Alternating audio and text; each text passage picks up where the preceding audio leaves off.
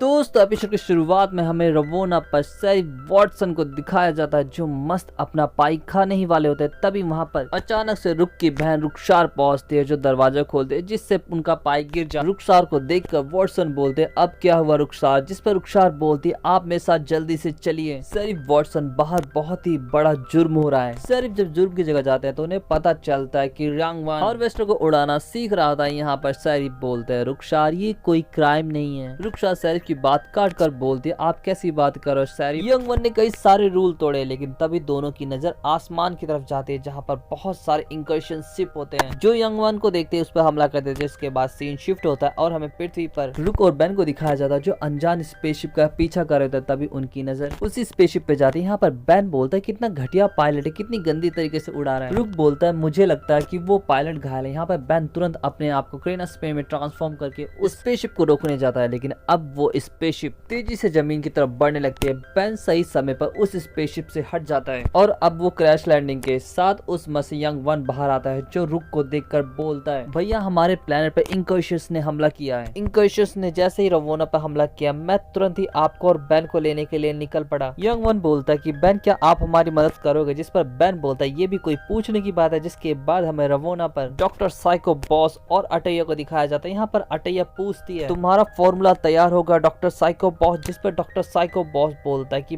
बस कुछ देर और उसके बाद वो कॉन्सेंट्रेटेड फॉर्मूला तैयार हो जाएगा। मेरी बात का भरोसा करे जनरल अटैया, जिस पर अटैया बोलती है भरोसा वो भी तुम पर किसी महान इंसान ने बोला कि भरोसे वाले ही भोसड़ी वाले होते हैं, तो जल्दी से अपना काम खत्म करो डॉक्टर साइको बॉस। जिसके बाद सीन शिफ्ट होता है और हमें पृथ्वी से हार्वेस्टर को निकलते हुए दिखाया जाता है। यहाँ पर बेन बोलता है कि हमारे पास स्पेसशिप है तो हम लोग हार्वेस्टर से क्यों जा रहे हैं। रुक बोलता है अगर इंकर्शंस वहाँ पर है तो वो हर शिप पर हमला करे, मेरी शिप पर भी बेन, लेकिन बेन इस हार्वेस्टर को इंकर्शंस डिटेक्ट भी नहीं कर पाएंगे। बेन मुझे डर है बेन कि हमारे लोग ठीक से हमले का सामना नहीं कर पाएंगे। और कुछ ही देर में वो लोग रवोना पर पहुंच जाते हैं। वहां पर पहुंचने के बाद बेन बोलता है लेकिन देखकर बोलता है दोस्त हमला हो कहाँ रहा है। रुक अपने काम कर रहे पेरेंट्स के पास जाता और बोलता है आप लोग ये क्या कर रहे हो, इस समय तो फसल की कटाई नहीं होती है। रुक के फादर यहाँ पर रुक की बात को बदल कर बोलते कि चलो खाने का टाइम हो चुका है, बाकी बातें हम डिनर टेबल पे करेंगे। लेकिन जब रुक डिनर टेबल पे पहुंचता है तो वो देखता है कि डिनर पर काफी कम अमाउंट में खाना होता है। यहाँ पर रुक पूछता है कि बाकी का खाना कहाँ पर है, जिस पर रुक के फादर जवाब देता है कि हमें महसूस हुआ कि हम कम खाना खाकर भी काम चला सकते हैं और अब चुपचाप से खाना खा लो, उन बेवकूफ गैलवन की तरह हरकतें मत करो जो खुद को बहुत ही स्मार्ट समझते हैं, जबकि ऐसा नहीं है और ये मैं हल्के तौर पर कह रहा हूँ। रुक पूछता है कि मैंने आते समय नई पाइपलाइन देखी, वो किस लिए बनी है, जिस पर उसके पापा रुक का जवाब देते कि हमने एम्बर ओगिया को नए प्रोसेसिंग यूनिट में भेजने का फैसला लिया। जिसके बाद हमारा बेन बोलता है तो क्या यहाँ पर कोई इंकर्शन हमला नहीं हुआ। इंकर्शन का नाम सुनकर थोड़ी देर के लिए शांत हो जाते हैं। जिसके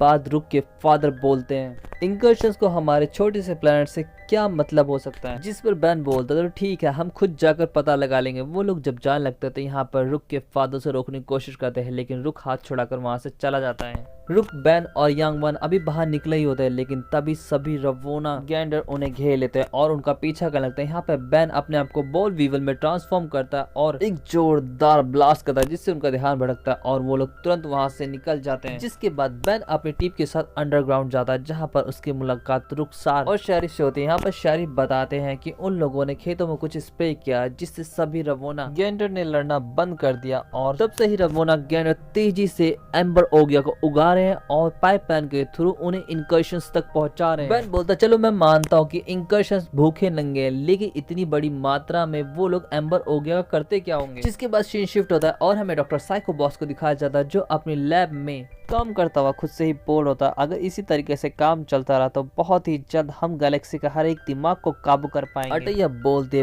बिल्कुल बस एक बार तुम मेरे लिए वो फॉर्मूला बना दो जिससे मैं दुनिया पर काबू कर सकूं, उसके बाद मैं दुनिया का सबसे अमीर क्रैप तुम्हें बना दूंगी। लेकिन यहाँ पर अटैया पर वो पीछे से हमला करने जाता है। डॉक्टर साइको बॉस की चालाकी गाड़ में घुस जाती है क्योंकि साइको बॉस की चालाकी अटैया पकड़ लेती है। जिसके बाद हमें बेन को दिखाया जाता है जो अपनी टीम के साथ पाइपों का पीछा करते हुए डॉक्टर साइको बॉस की लाइब्रेरी की तरफ तेजी से बढ़ रहा होता है। तभी रुखसार का पैर ट्रैप पे पड़ता और बाद सैरिफ और रुखसार के सामने एक पोल निकलता है जो उन पर कुछ स्प्रे करता है, जिसके बाद वो लोग भी माइंड कंट्रोल में आ जाते हैं और बेन और रुक पर हमला करने लगते हैं। बेन उन्हें बिना नुकसान पहुंचाए पकड़ने के लिए अपने आप को ग्रेविटार में ट्रांसफॉर्म करके उन्हें जोर जोर से घुमाने लगता है और रुक उन्हें बांध कर यंगवन से बोलता है कि तुम इन दोनों पर नजर रखना। जिसके बाद बेन और आगे बढ़ जाते हैं। आगे बढ़ने पर उन्हें लैबोरेटरी दिखती है जहां पर रुक मशीन को देखते ही पहचान लेता और बोलता है इसी से वो माइंड कंट्रोल सिग्नल्स निकलते होंगे। बेन रुक उस वेपन को ऑफ करने जा ही रहा था, तभी अटैया उस पर हमला करती है। यहाँ पर रुक बोलता है तुम इसमें अकेली नहीं हो ना अटैया, और ये मैं हल्के तौर पर कह रहा हूँ। तभी बेन बोलता ओ डॉक्टर साइको बॉस, वो चूतिया तुम्हारा साथ दे रहा है। तभी doctor psycho boss suit boot में वहां पर पहुंचता है और बोलता है बेन 10 तुम्हारी हिम्मत कैसे हुई मुझे चूतिया कहने की, और ये कहकर बेन और रुक पर हमला करने लगता है। रुक डॉक्टर साइको बॉस के हमले को रोकता है। यहाँ पर बेन बोलता चूतिया को चूतिया ना कहूं तो और क्या कहूं, और बेन अपने आप को एस्ट्रोडैक्टिल नए एलियन में बदल लेता है। बेन के लिए एस्ट्रोडैक्टिल नया होता है, लेकिन फिर भी वो डॉक्टर साइको बॉस से लड़ते लड़ते उसकी सारी पावर्स का यूज करना सीख जाता है। बेन लड़ते हुए रुक से बोलता कि मुसीबत को जड़ से ही खत्म कर दो रुक, और रुक सभी शीशों को तोड़ने लगता है। बेन रुक की मदद करने के लिए एक एक्सप्लोजन करता है जिससे वो मशीन टूट जाती है और सभी रोमोनोव वासी वापस से होश में आ जाते हैं। और दूसरी तरफ अटैया और डॉक्टर साइको बॉस भी हार चुके होते हैं। यहाँ पर रुक बोल तुम्हारी हिम्मत कैसे हुई मेरे लोगों को परेशान करने की, और ये क्या कर लास्ट सीसी को भी फेंक देता है, लेकिन वो ट्यूब टूटता नहीं है और उसमें अभी भी सीरम होता है जिसे अटैया जल्दी से उठा लेती है और उड़ती हुई बोलती कि हमारा दोबारा से आमना सामना होगा बेन टेनिसन, और ये कहकर वहां से निकल जाती है। इसके बाद सीन शिफ्ट होता है और हमें सैरिफ को दिखाया जाता है जिन्होंने काफी इंकर्शंस को हरा दिया होता है। तभी रुक के फादर वहां पे पहुंचता है। रुक उन्हें देखकर बोलता है मुझे माफ कर दो, जब मेरे प्लेनेट और आपको सबसे ज्यादा मेरी जरूरत थी तब मैं यहाँ पर नहीं था, अब मैं यहीं पर रहकर उनसे लड़ूंगा और आप सभी की रक्षा करूंगा। जिस पे रुक के फादर बोलता है कि अब इसकी कोई जरूरत नहीं क्योंकि हमारा दिमाग हमारे काबू में है। ये तो बड़ी जंग की एक छोटी सी शुरुआत है, तुम्हें पता करना होगा कि इंकर्शंस किसके पीछे पड़े हैं। तभी बेन बोलता है कि तुम्हारे फादर सही बोल रहे हैं रुक, अब ये फ्रॉक्स कहीं और वार करेंगे जिसके लिए हमें तैयार रहना होगा। तभी रुक के फादर बोलते हैं मुझे तुमसे कुछ बोलना है बेटे, मुझे तुम पर फक्र है, और हाँ तुम्हारी बहन रुखसार भी एक प्लम्बर बनना चाहती है।